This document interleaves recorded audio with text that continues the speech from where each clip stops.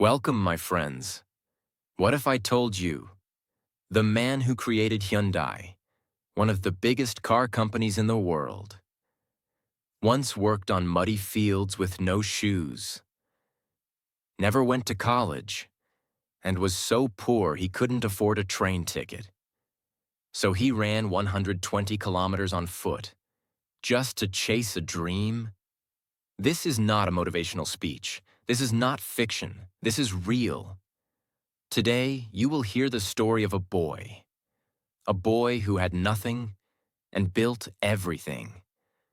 A boy who had no money, no education, no power, but had one thing that changed his life: a decision to never stop trying.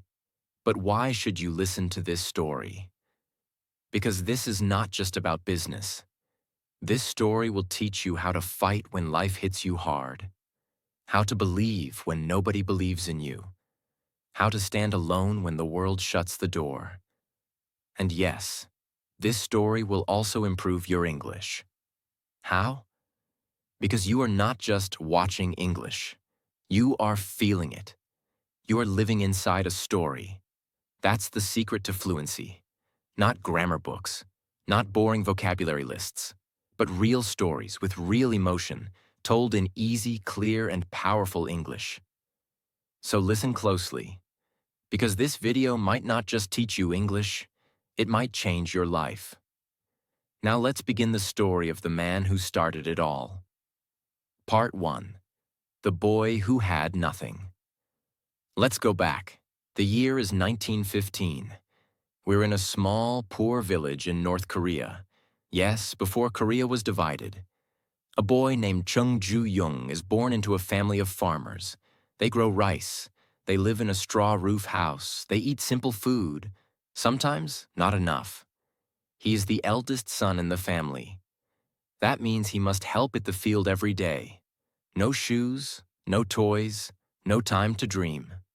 From age 7, he carries water, cuts grass for cows, and helps plant rice. His father is strict and believes in one rule: work hard, don't dream. A farmer's son must become a farmer. But little Chung was different.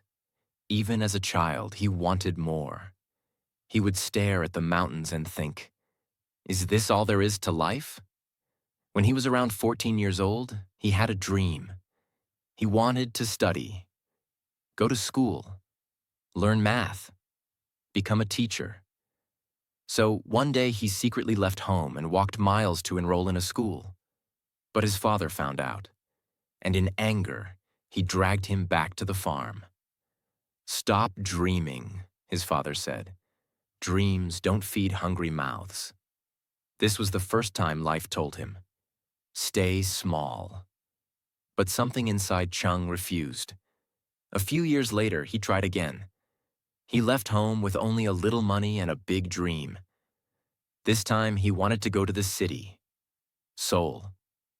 But he didn't have enough for a train ticket. So what did he do? He ran. Yes, 120 kilometers on foot.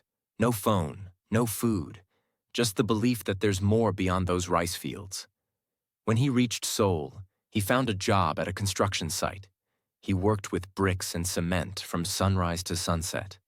His hands bled, his back hurt. But every night, he told himself, one day I will not just build houses, I will build something much, much bigger. After months of hard work, he saved enough money to start something small. With a partner, he opened a tiny rice shop. It was his first taste of business. But one day, his partner stole all the money and disappeared. He lost everything. Many people would have gone back to the village, but not Chung. He wiped his tears and said, money can be taken, but not my fire, not my vision. He started over, from zero, again. Over the next few years, he worked any job he could find, carrying bricks, delivering salt, fixing bicycles, cleaning shoes. He watched, he listened, he learned, not from books, but from life. Slowly, He understood how business works, how people think, how to earn respect, not just money. Finally, in the 1940s, Chung opened a small construction business. He built roads and repaired bridges. Even the government started noticing his work. And then, World War II ended. Korea was in pieces, broken, divided. But Chung saw opportunity. Where others saw ruins, he saw future roads. Part 2. Building from Ashes. The birth of Hyundai. We ended Part 1 with Chung Ju-young opening a small construction business. But let's not move too fast, because the world he was stepping into, Korea in the 1940s, was not a world full of hope. It was a country that had just been freed from Japanese control after decades of occupation. But freedom didn't feel like freedom. The country was broken, poor, ruined, no proper roads, no clean water, no big companies, no system. Korea was like a body with a heartbeat but no bones. But where others saw nothing, Chung Ju-young saw possibility. He believed, if the country is broken, then we must rebuild it. We, the people, must become the builders. Step 1. In 1946, when he was around 31 years old, he officially started his company. He named it Hyundai, which means modern in Korean. Think about that. A man who grew up in the rice fields barefoot without education started a company called Modern. He didn't just want to build roads. He wanted to build the future. At first, Hyundai was just a small construction firm. They built roads, bridges, repair buildings, mostly small jobs. But his mindset was always different. Most people would say, "We're too small to take big projects." But Chung said, "We are small because we never take big projects." He started bidding for bigger jobs. He took risks. He hired people smarter than him. And he watched everything, like a hawk. He didn't sit in an office. He visited construction sites himself.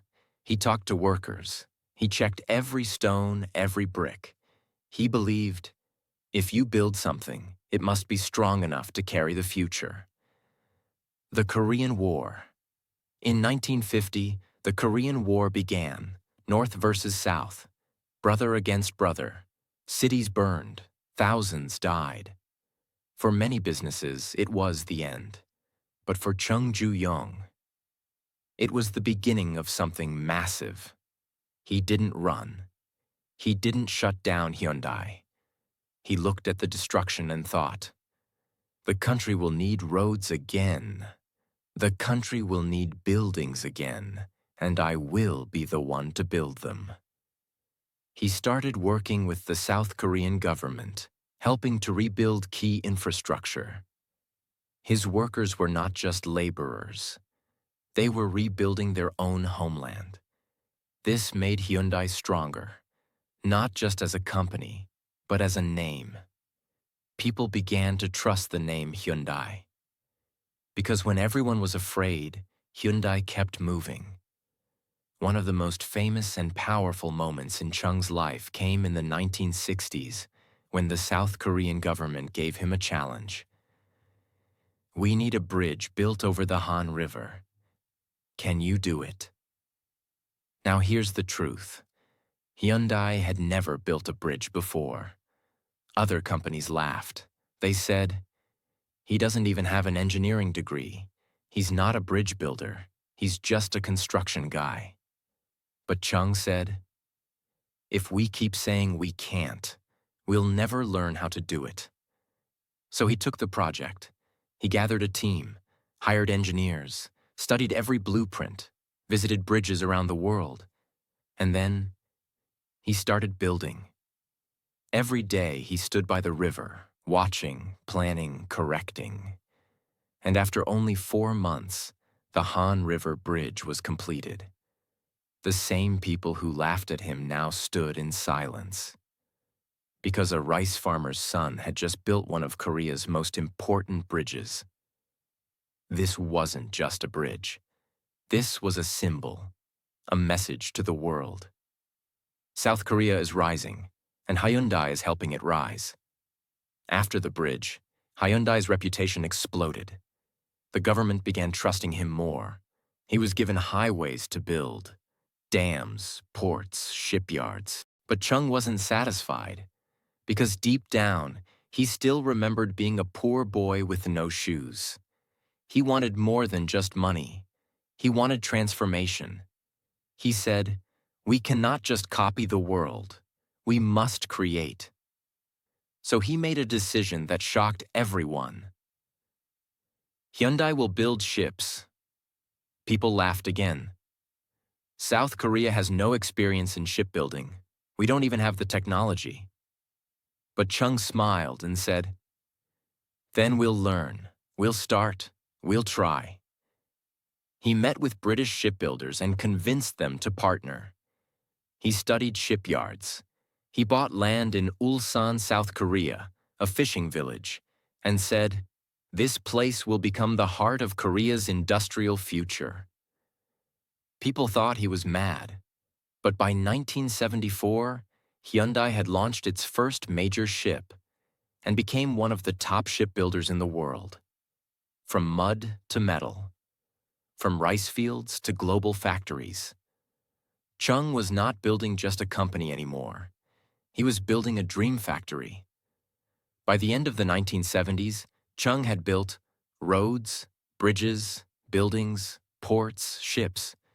But there was still one thing missing: cars. South Korea imported all its cars from Japan and the West.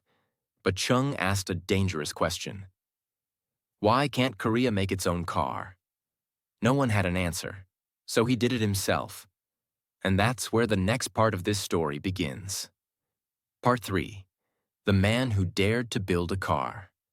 Chung Ju-young, the boy who once walked 120 kilometers barefoot, had now built Korea's first highways, shipyards, and ports. He was admired, trusted, respected.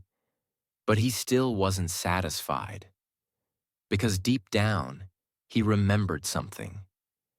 He remembered how Korea used to import cars from Japan, America, and Europe, and how people believed that Koreans could never build a car, that making cars was only for rich countries with powerful machines and high technology. But Chung, as always, believed in something else. He believed in his people. He said, "We've built roads. Now we must build the wheels that will run on them." His team was shocked. "Cars? We don't have the knowledge. We don't have engineers. We don't have the tools." But Chung simply replied, "Then we will learn. We will build the tools. We will train the engineers." That's what Hyundai means, modern. And this is the future. This was not a business decision. This was a national decision. He wanted to build a car for Korea. And that's where the story truly begins. In the early 1970s, Chung knew that building a car required something he didn't yet have: experience. So what did he do? He flew to Britain. He met with George Turnbull, a top engineer who had worked at British Leyland, a respected British car manufacturer. Turnbull was surprised. Why would a Korean businessman with no car company want to hire him? But Chung didn't beg. He didn't flatter. He simply showed his vision. He said, "I don't want to copy foreign cars. I want to build something new. I want your help." George Turnbull was impressed. He agreed, and he wasn't alone. Chung hired 5 top British car engineers, all experts in engines, transmissions, design, and safety. He brought them to Korea. These engineers arrived in a country that still had dirt roads in many places. They were surprised. They thought, "How will we build a car here?" But Chung gave them one thing that changed everything: belief. He said, "You've built cars before, but now you are building history." They didn't have a fancy lab. They didn't have high-end machines. They didn't have luxury offices. What they had was one warehouse and a leader who refused to give up. It took years of work. The team faced hundreds of failures. Engines didn't fit. Parts broke during testing. The body design was too heavy.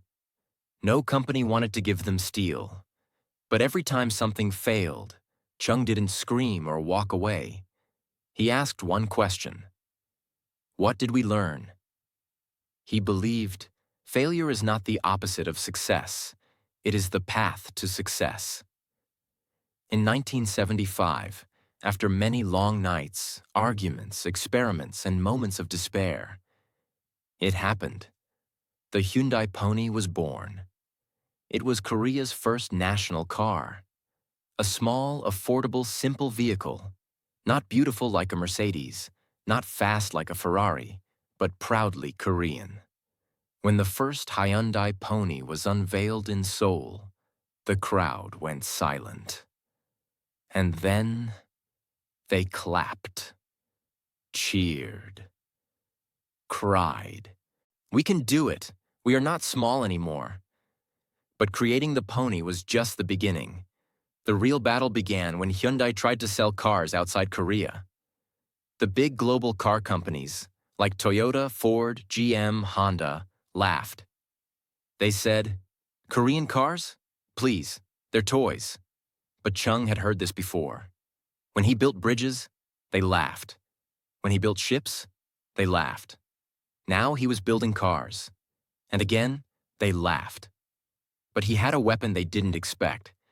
Courage, discipline, and endless improvement. He started small. First, Hyundai sold cars to countries like Ecuador, Egypt, and Chile. Then slowly, he entered Canada. And in 1986, he made a bold move. Hyundai entered the US market. They introduced a model called the Hyundai Excel. It was not fancy, but it was affordable, fuel efficient, easy to drive. People in America were curious. And guess what? In the very first year, Hyundai sold over 168,000 cars in the US. That was a record. The same companies that laughed now began to worry. But success was not permanent. As Hyundai sold more cars, something started to go wrong. Many cars had problems with engines, air conditioning, parts. Customers started complaining. American newspapers began calling Hyundai a low-quality brand.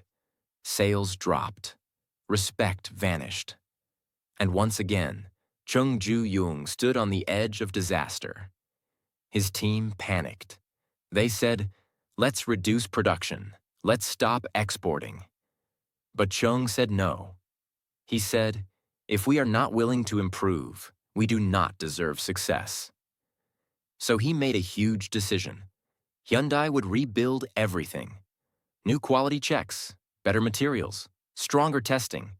He said, "Let's not compete on price. Let's compete on pride." And year after year, Hyundai improved. They didn't just make cars. They made better cars. By the late 1990s and early 2000s, Hyundai had transformed. The world slowly began to see Hyundai not as cheap, but as reliable, smart, and well-built. The same company that once couldn't build a single tire was now winning international car awards, J.D. Power Quality Awards, Design Awards, safety recognitions. In America, people began saying, "Hyundai is not just a good car for the money, it's a good car, period."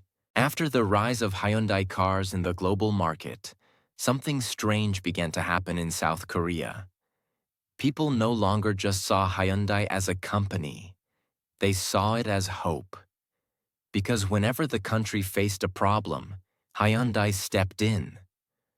Whenever something seemed too big, too impossible, too expensive, there was one man who always said, "We will do it."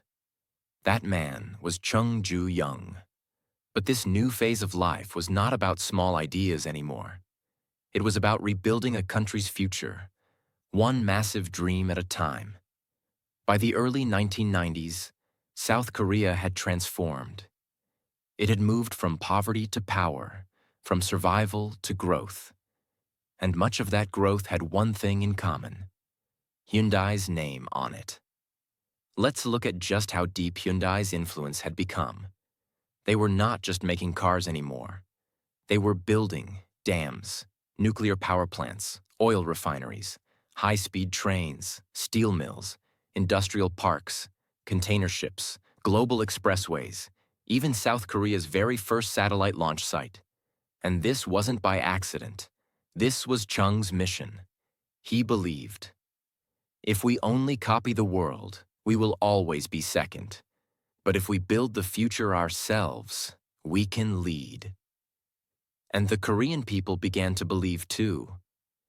You see, Hyundai was no longer just a brand. It had become a national symbol. Whenever Koreans bought a Hyundai car, they weren't just buying transportation. They were buying confidence. They were saying, look at us now. We build our own future. As Hyundai expanded, it became one of the largest employers in South Korea. By the mid-1990s, hundreds of thousands of workers across different industries, steel, construction, design, shipping, electronics, energy, were connected to Hyundai. Every job created by Hyundai supported entire families. Chung knew this. He knew the responsibility was bigger than business. He once said, "Every time we build a new factory, we are feeding thousands of homes. Business is not only about profit, it is about people." In remote towns where there were no jobs before, Hyundai opened plants. And when young students graduated with technical degrees, Hyundai gave them their first opportunity. This was more than success. This was impact. You might think, after decades of building everything, Chung would slow down. But no. Even in his 70s, he kept visiting work sites. Wearing his signature gray suit and white safety helmet, he walked through hot steel factories, dusty ports, frozen shipyards, talking to workers, asking questions, making notes. He never acted like a king. He acted like a foreman, because deep inside, he still saw himself as that barefoot boy who once cleaned bricks for a few coins. His hunger for growth never faded. And this hunger led to one of the boldest ideas of his life. In the late 1990s, when Chung was in his 80s, he shocked the world again. He announced that he would travel to North Korea. Remember? This was the same North Korea that had fought South Korea in the Korean War. The same country that was politically frozen, dangerous, closed. Most South Korean businessmen would never go there. But Chung Ju-young was not like most men. He believed, we are one people. We speak the same language. We must rebuild peace. And so, in 1998, he crossed the border, not with words, not with weapons, but with 500 cows. Yes, 500 cows. Why? Because he said, during the war, North Korea had taken cows from his family's land. So now, in peace, he was returning the favor. Not with anger, but with forgiveness. It was not just a political move. It was a human move. News channels around the world showed the image of trucks filled with cows crossing the DMZ, demilitarized zone, led by an old man in a suit. It was powerful. It was emotional. It was unforgettable. That one act opened a small door between North and South. And it was Hyundai's founder who turned the key. In the final years of his life, Chung started stepping back from day-to-day operations. But he never stopped thinking. His diary, written in simple Korean, showed pages filled with thoughts, ideas, plans. He still visited his offices, still asked about construction projects, still studied world markets, but his body was weakening. His health was fading, and slowly, the man who once worked 18 hours a day, who once ran for 120 kilometers barefoot, now walked slower. But his mind, sharp as ever. He knew time was short. So he began writing letters to his sons, his board members, and his country. He reminded them, never be satisfied with what you've built. Keep asking, what can we build next? In 2001, at the age of 85, Chung Ju-young passed away peacefully. The boy from the village was gone, but what he left behind could never be buried. After his death, South Korea declared a national moment of silence. TV stations paused. News anchors cried. Even his competitors, people who once criticized him, stood up to honor him. Why? Because Chung Ju-young was not just a businessman. He was a builder of dreams. A man who proved that you don't need a college degree to change the world. You don't need permission to build something great. You don't need to be rich to become the foundation of a country's pride. He started life with nothing but dust on his feet and fire in his chest. He ended life with factories, ships, highways, satellites, and the love of millions.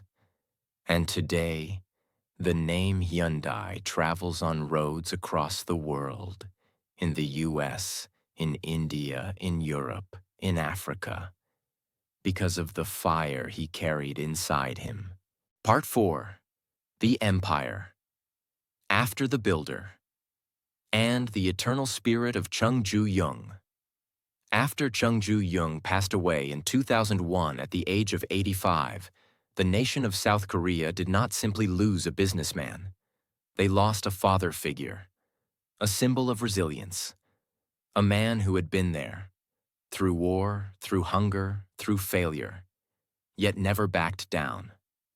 His funeral was attended not just by CEOs, but by workers, farmers, engineers, politicians, shopkeepers, mechanics, ordinary people. Some brought flowers, others brought letters. Many brought nothing, only tears. Because they knew that without this man, their country might have taken a very different path.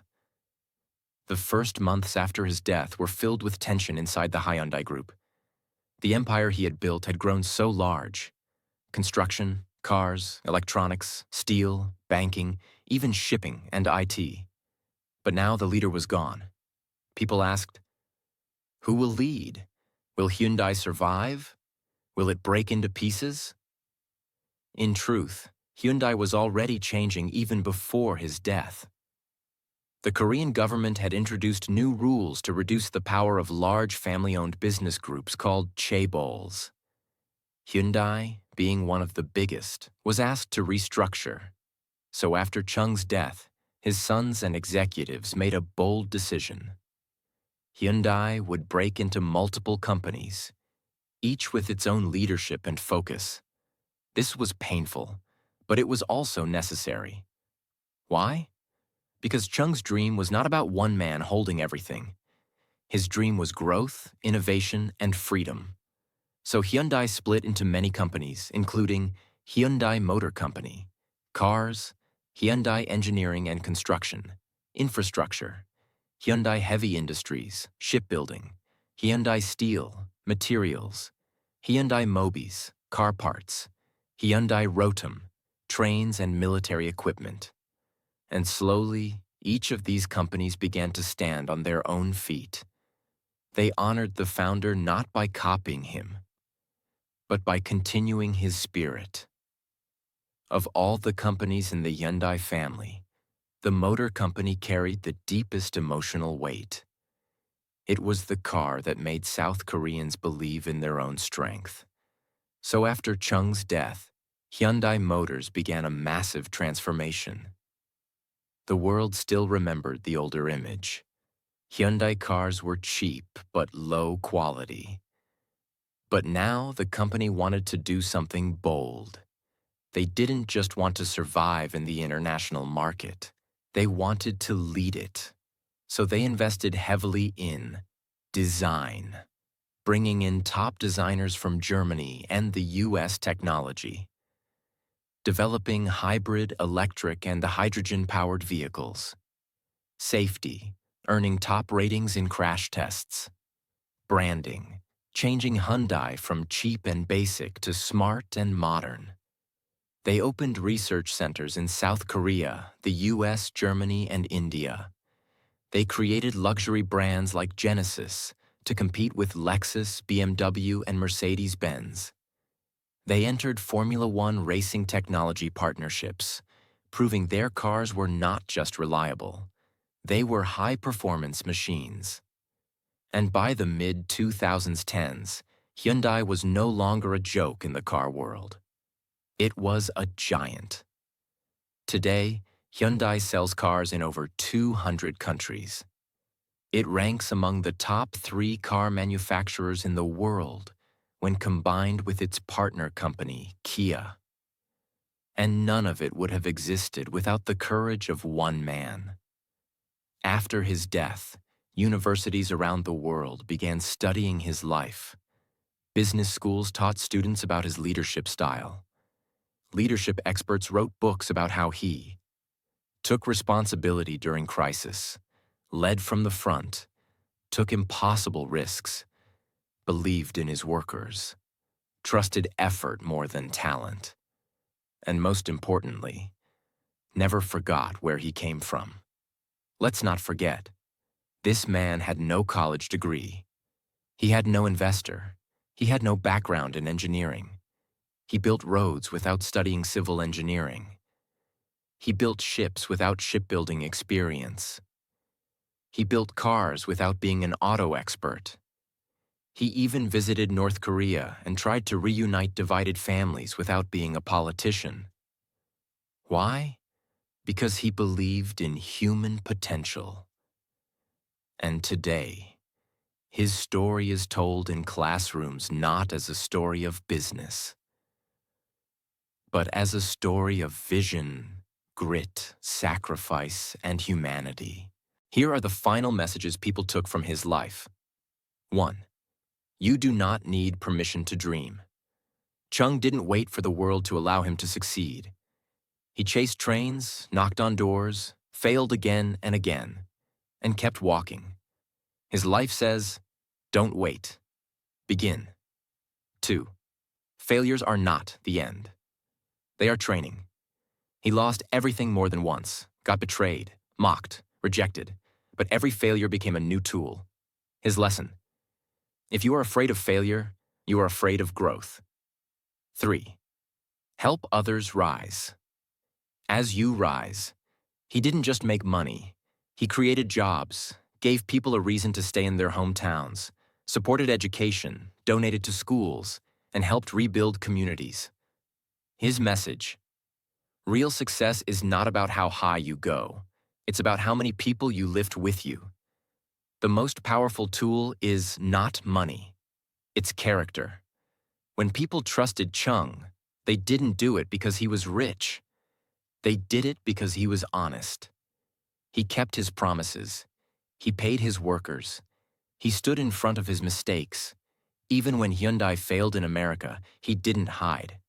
He said, let us improve. Let us do better. And they did. Today, many people drive Hyundai cars without knowing the story. They press the accelerator, play music, and look out the window, unaware that this simple car is a symbol of one man's unstoppable will. But some of us remember. We remember a boy born in a poor village in North Korea, who was told not to dream, who couldn't afford a train ticket, who ran barefoot across mountains chasing a future no one else could see. We remember how he failed, got back up, and failed again. How he built roads, ships, cars, and dreams. How he didn't just change a country. He changed what people believed was possible. So what is the real legacy of Chung Ju-young? It is not just Hyundai.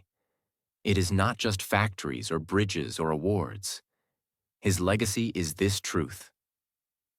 Even if you are born with nothing, if you keep moving, if you keep building, one day the world will drive on your roads, sail in your ships, and believe in your story. That is the story of the boy who created Hyundai, and it is a story that must never be forgotten. Let this be more than a video. Let this be a message. If you have a dream, fight for it. If you have a setback, rise again. And if the world tells you you can't, remember this name, Chung Ju-young, and reply to the world with his famous words. Have you tried? And now, before we close this story, let's look at what Hyundai has become today. The company that started with nothing, not even enough money for a train ticket, is now one of the biggest companies in the world.